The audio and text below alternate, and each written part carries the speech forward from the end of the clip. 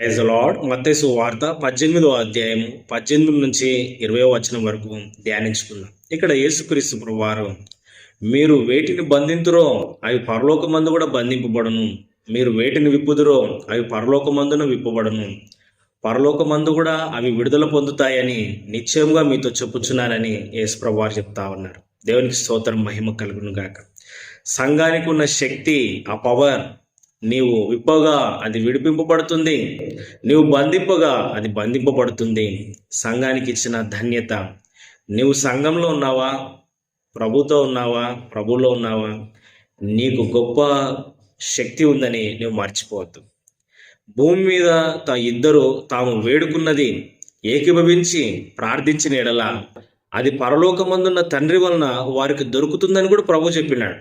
సంఘంగా కలిసి ప్రార్థించు, ఏకీభవించి ప్రార్థన చెయ్యి, ప్రభు నీకు దాన్ని అనుగ్రహిస్తాడు. హల్లెలూయా కదండి. మరి ఏలైనగా ఇద్దరు ముగ్గురు నా నామమును ఎక్కడ కూడి ఉందరో అక్కడ నేను వారి మధ్యలో ఉంటానని ప్రభు చెప్పినాడు. నీవు సంఘంగా కూడుకుంటే ప్రభు మన మధ్యలోనే ఉంటాడు కదండి. యేసు ప్రభు వారు ఎక్కడున్నారండి? సంఘంలో ఉన్నాడు. యేసు ప్రభు వారు ఎక్కడున్నారండి? చర్చిలో ప్రభు ఉన్నాడు. నువ్వు సంఘంలో ఉన్నావా, చర్చిలో ఉన్నావా? అయితే ప్రభు నీతోనే ఉన్నాడు, మన మధ్యలోనే ఉన్నాడు. మనం కలిసి ప్రార్థన చేసినప్పుడు గొప్ప కార్యాలు చూస్తాము. దేవునికి స్తోత్రం, మహిమ కలుగును గాక. మరి కలిసి ప్రార్థన చేయడానికి నువ్వు ఇష్టపడుతున్నావా? చర్చికి రెగ్యులర్గా వెళ్తున్నావా? దైవవాక్యాన్ని వింటున్నావా? కలిసి ప్రార్థన చేస్తున్నావా? సహవాసంలో ఉండగలుగుతున్నావా? అందులో గొప్ప శక్తి ఉంది, గొప్ప విడుదల ఉంది, గొప్ప ధన్యత ఉంది. కలిసి ప్రార్థన చేస్తే గొప్ప కార్యాలను మనము చూస్తాము. దేవునికి స్తోత్రం, మహిమ కలుగును గాక.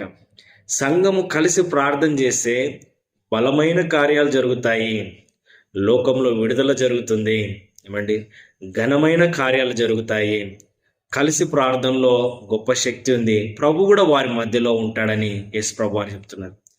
అన్యజనులు రక్షింపబడాలని, నశించిపోతున్న ఆత్మలను రక్షింపబడాలని సంఘం ప్రార్థన చేయాలి. అనేక ఆత్మలను రక్షణలోనికి తెచ్చినట్లు మనం సువార్తను ప్రకటించాలి, ఇతరులకు మారు మనసు గురించి చెప్పాలి, ప్రభులోనికి వారిని నడిపించాలి. ఎంతో ధన్యకరం కదండి. మరి నీవు కూడా పరలోకం వెళ్ళాలంటే సంఘంలో ఉండాలి, ప్రార్థనలో ఉండాలి, ప్రభుతో ఉండాలి. అప్పుడే పరలోకానికి వెళ్తాం. లోక సంబంధిగా, శరీర సంబంధిగా సంఘానికి వెలుపల ఉంటూ చెడ్డ కార్యాలు జీవిస్తే నిత్య నరకానికి వెళ్తారు.